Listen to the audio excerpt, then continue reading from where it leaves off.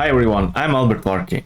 In this video, I'm gonna show you one of the most underrated shortcuts that activates one of the most useful tools in Excel. Let's take a look. First, when you're working with a table, click on any of its cells. Then press Ctrl Q. This activates the Quick Analysis tool, which is a fantastic feature. This feature gives you instant insights into your data and lets you perform useful actions with just a few clicks. One of my favorite features is the formatting category and its color scale. The smallest values are highlighted in red, the highest values in dark green, and everything in between fades from lighter red to lighter green. It gives you a clear picture of your data right away. Another category I really like here is charts.